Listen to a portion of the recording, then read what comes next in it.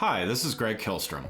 Welcome to Season 3 of the Agile World, where we discuss customer and employee experience, organizational and workforce transformation, and how business can adapt and continually improve in an agile age. The Agile World podcast is brought to you by TEKsystems, an industry leader in full-stack technology services, talent services, and real-world application. For more information, go to teksystems.com. To read more about the topics discussed in this show, you can go to my website at theagile.world and read my latest articles, or get a copy of my latest book, The Agile Workforce, now available on Amazon and other retailers. My name is Greg Kilstrom, and I'm the host of the Agile World podcast. Welcome to a special episode of the show, brought to you in partnership with Arlington Economic Development, where we discuss issues related to the workforce, the role of place in the future of work, and the role of the creative sector in a larger business context. We call this Return on Creativity. Today, we're going to talk about the importance of authentic relationships with ourselves and with others, and discovering and transforming ourselves as we learn and grow both personally and professionally. To help me discuss this topic, I'd like to welcome Michael Dumlao, author of The Wisdom of Guncles, Advice on Living Life from a Queer Perspective, and Senior Brand and Diversity Advisor at Booz Allen Hamilton. Michael, welcome to the show. Thank you so much for having me. Really honored to be here.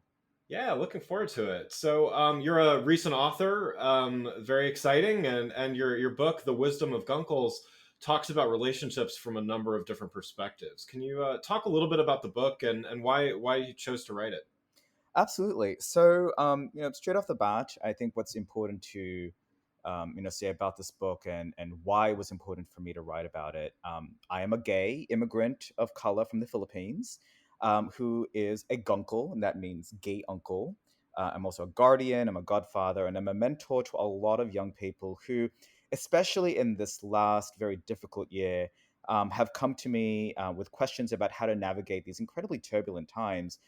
You're talking about a global pandemic, economic downturns, and I think most importantly, the global awakening to some very real systemic racial and social inequalities that many of us have had to and will continue to navigate. And I realized that as I was offering my advice and insights to these proteges of mine, I realized that there was a really important set of insights and wisdoms that are born from the unique lived experience of LGBTQ people, especially as it pertains to how we relate to our families as these disruptive black sheep, as I call it, that call into question all of these traditions and expectations of what family love and success in life is supposed to look like. And I will definitely say that I think one thing that we can all universally say about this last year is that there's been a lot of disruption, right? And I think there's a lot of questions and and concerns about how to navigate that kind of disruption.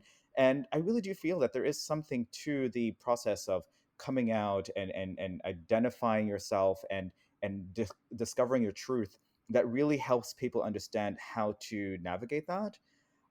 In fact, I would say also looking around at the stories that are being told today, I definitely saw a gap in this specific exploration of identity.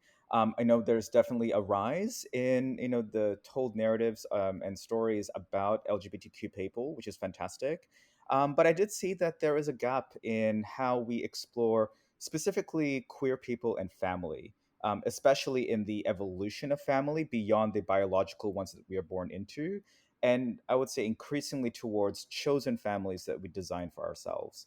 So for me, it's really about that exploration, about really honoring, elevating, and celebrating LGBTQ identities, the process and the narratives that are born from that experience, and what wisdoms can come out of that can be, offered to the rest of the world, as well as really that intersection of family in and of itself, which I feel has been definitely, I think, in the forefront of how we as a society, as a humanity, have navigated these incredibly turbulent times.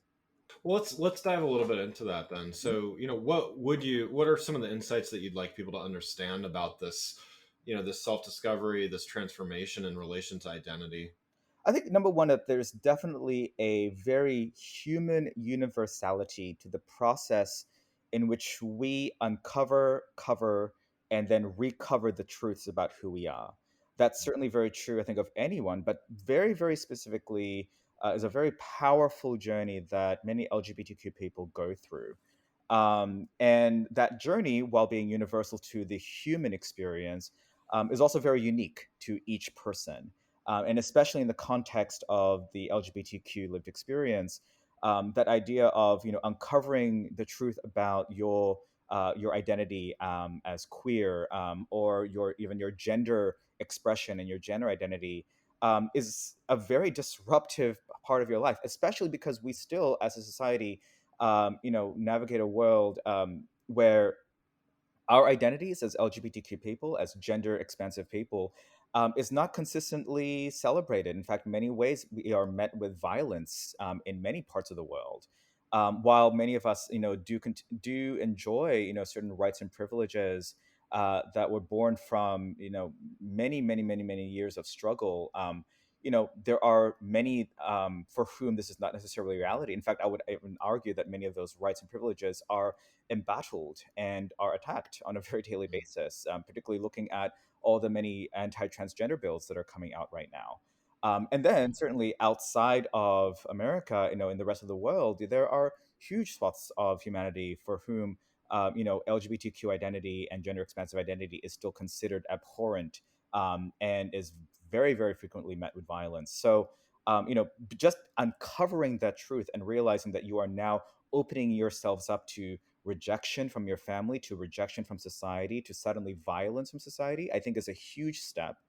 And then learning how to cover that, either through code switching or staying in the closet, and then the journey of then recovering that through coming out of the closet selectively, through discovering the means to create families outside of the ones that you're born into, to choosing the communities that you create safety, that you use to create safety around yourself, and using that to recover the truth and own the truth for yourself and empower yourself with that truth.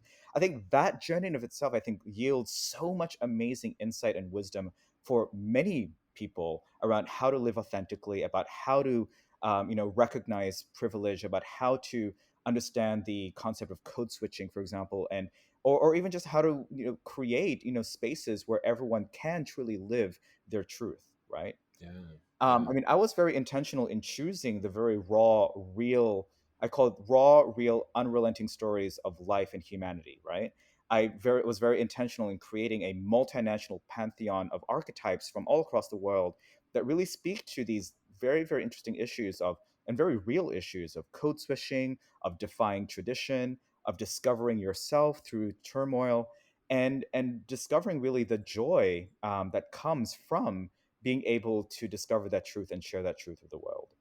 Talk a little bit about the family aspect, because I know that's Mhm. a big part of the book as well. So you talk about your your family, your chosen family, things like that. How does that play into identity, and what are some of the insights that you found from Yeah, writing the book? absolutely. So actually, I would say one of the core areas of identity around family is this idea of the black sheep. I think that's a very common sort of like understanding that in every family there's this concept of the black sheep. It's that person in the family that's usually seen as a cautionary tale. It's that person in the family that the family says, don't be like this person. Um, and what I've discovered is that a lot of LGBTQ people, queer people, we are that ultimate black sheep. I mean, just coming out, we automatically embody that role. And I think traditionally we see that role as bad. We see that role as shunned. We see that role as something that you don't ever want to be. But what I've also discovered is that by being a black sheep, by being that person who poses a challenge to these usually unchallenged ideas and traditional ideas of what it means to be family, what it means to be successful, what it means to love, right? By being the person that just by being who you are presenting that black sheep disruption to those ideas and those traditions, that you automatically help that family and hopefully by extension that community evolve into an organization, sorry, into a group, into a family, into a community that is more inclusive, that is more equitable, hopefully, right? Yeah. And I feel like that idea, that for me it's a very central notion, that I feel like a lot of people outside of being LGBTQ can certainly relate to. I mean, who of us have never felt be that that we've ever felt that in a sense of being an outsider in a family. I think Right, all of right. us have felt that we've become outsiders of family. I think all of us have felt, that maybe we haven't always been, the best examples, or we haven't always lived up to people's expectations. I mean, one thing that all queer people have had to grapple with is disappointing our parents and not living up to their expectations of what they wanted out of us. Usually that meant a family, usually that meant grandchildren, usually that meant continuing basically the traditions of what a family is supposed to look like in their minds. And LGBTQ people absolutely understand that feeling. It's core in many ways to our stories. But I feel like a lot of other people outside of that experience also understand what it means to suddenly be that person who stands in many ways in defiance of what can sometimes be decades and generations of expectation. So let's switch gears a little bit here and talk about the workplace, and so how obviously identity comes into play a lot in people's professional lives. How are some of the ideas from your book translated to the work environment, to professional life? Absolutely. So I think something that a lot of people have discovered, especially in this last year, with the ongoing murders of unarmed Yeah, Black people at the hands of law enforcement, which in of itself has awakened the world to systemic injustice and racial inequalities and social inequalities, and the need to address that. I think if nothing else, it has forced the world, and certainly forced the workplace, certainly my workplace, to grapple with the concept that if you are going to ask people to bring their full authentic selves into the workplace, then you have to allow them to also bring those traumas, to bring all of that pain and all of that that all of those things that make you a person, frankly, right? That you yeah, cannot compartmentalize anymore, nor shy away from having these difficult conversations at work.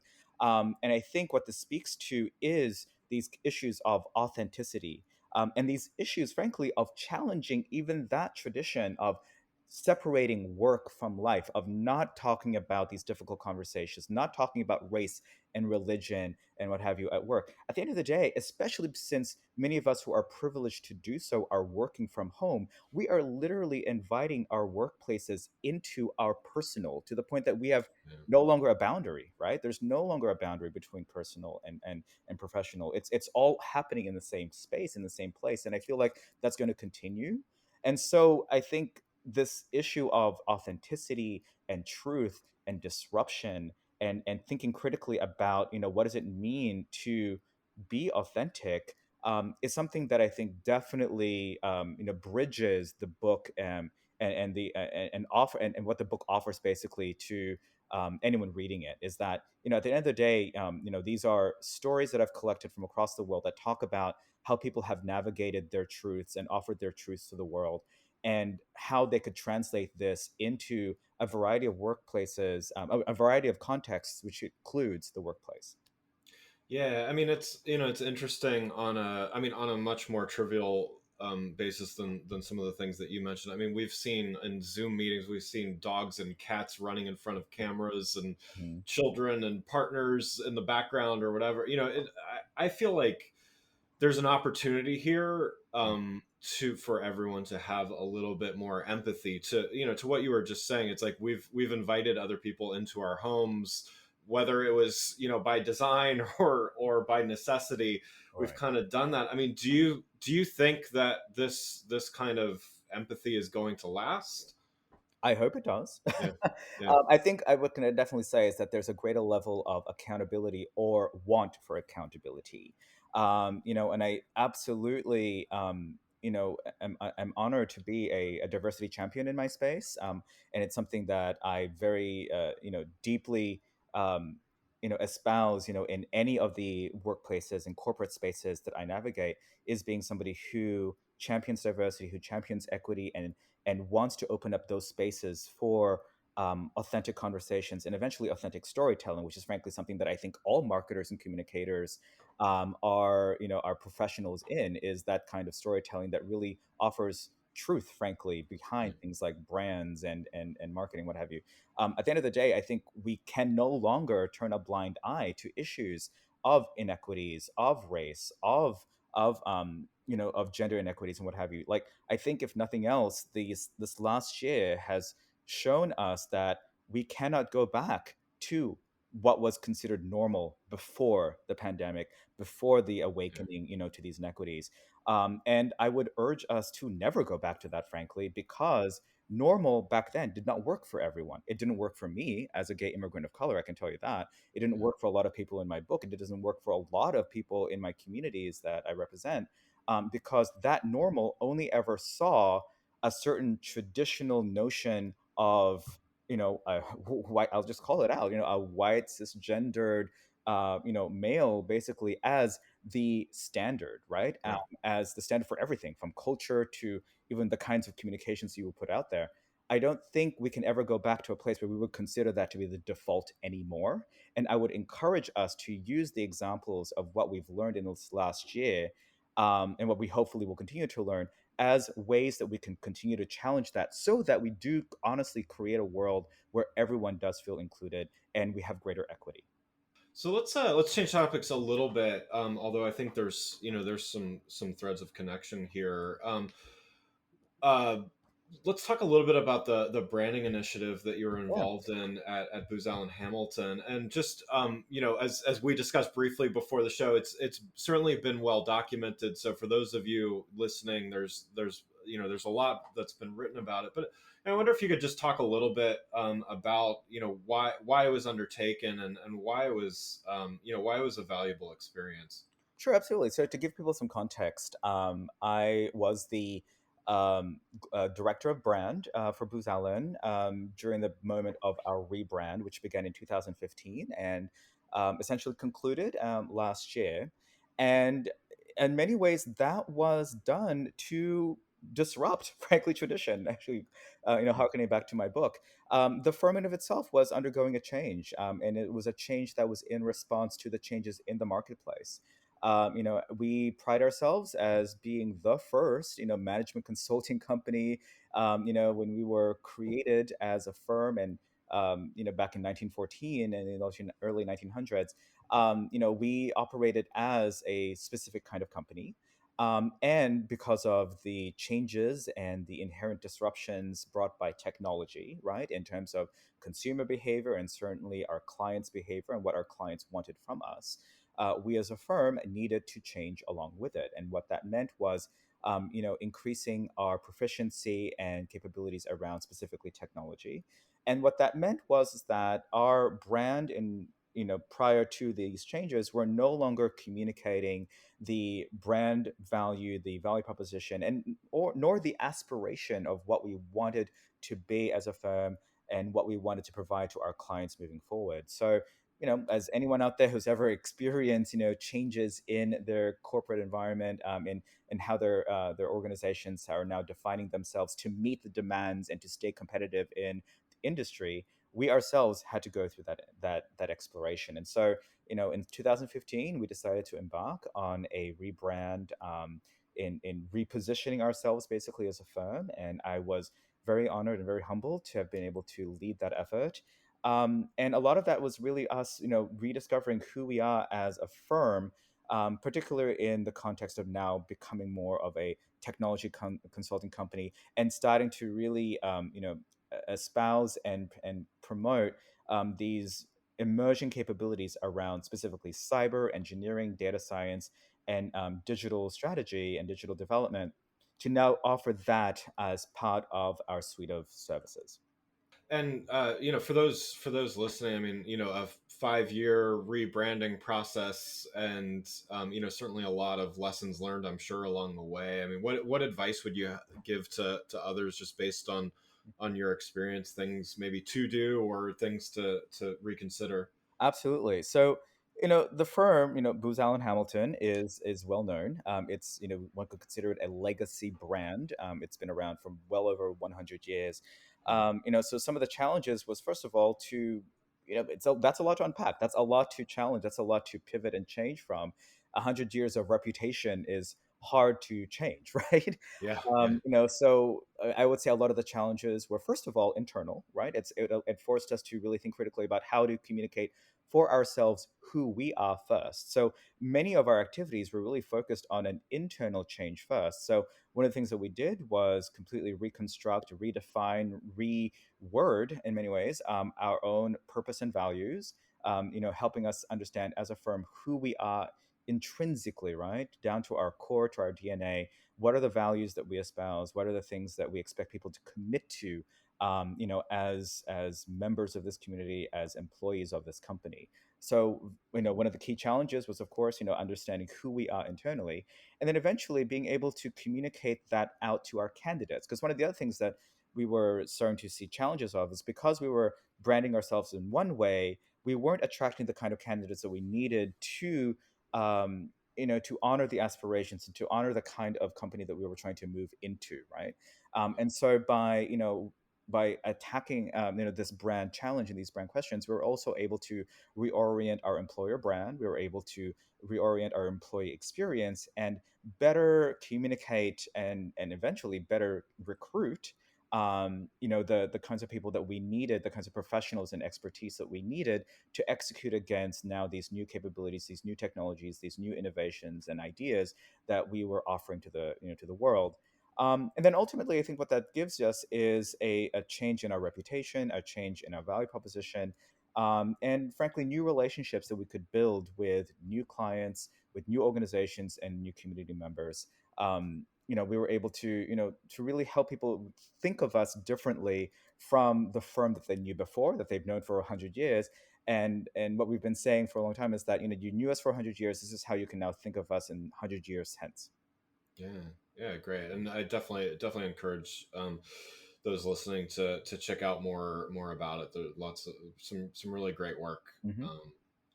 And so, one last question before we wrap up. I'm gonna get back to your book and talk a little bit about process here. So, can you talk a little bit about how you wrote the book, the process of doing that, and would you do anything differently? Would you approach a new book the same way? So the funny thing about this book is that this is a very, very different book than what I had originally set out to do. To be honest with you, so one of the reasons why I wrote this book too is because my husband, who himself is a queer immigrant of color from Peru, he was had the joy of welcoming his niece into the world. His sister had a baby several years ago, and this prompted us to think about, oh my God, what kinds of advice and what kind of journeys can we help this young child go through? And originally, my idea, honestly, for this book was to create the kind of sassy, chic, fashionable little coffee table book that you would typically see at like an Urban Outfitters, Yeah, with cute little like line drawings of like chic gay men, with martini glasses saying, "You got this, girl," talking about makeup tutorials and fashion and career and what have you, like. And it was going to be a very, very different book. And then when I started to curate the people that I would talk to and talking to them about the advice they would give, we started delving deeply into why they were credible to give that advice to begin with. And we started talking about generational traumas. We started talking about refugee experiences. We started talking about what it meant to pioneer an entire community, right? And I realized that I needed to delve deeper. So a key thing that I discovered about this book was that, and I've been saying this to myself a while now, is that writing a book is like solving a puzzle with puzzle pieces made of water, where nice. you have this idea, but the elements that you are trying to fit into this idea keep shifting and changing. And at the end, what I have is this beautiful picture, right? That I can't wait to share with the world. But the ingredients and the elements and the different pieces absolutely shifted and changed, and I'm so grateful for it, because I think what I ultimately have now is something that is much more meaningful, much more I think valuable, and has great insights, elevates amazing stories that are not always told, these incredibly achingly human beautiful stories. And I think the one piece of advice is to always tell people to be willing for that change, be willing to adapt, because your book will change. One idea you may have had in the beginning is going to completely transform as you think about how best to represent this content, represent your ideas, and represent these stories.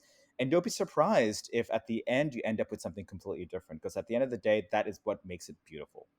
Yeah, no, that's great. Yeah, I mean that's the whole creative process. I mean, having written a couple books, I started writing a book about the workforce pre-COVID, and all of a sudden, everything in the world changes a couple months later, and then, it's so anything from that to I love that. I love that transformation that the book took, and it's great that you allowed it to happen, to your point Hmm. of just kind of following that following that creative process. I mean, I don't know about you, but I rewrote my introduction and conclusion about 4 or 5 different times.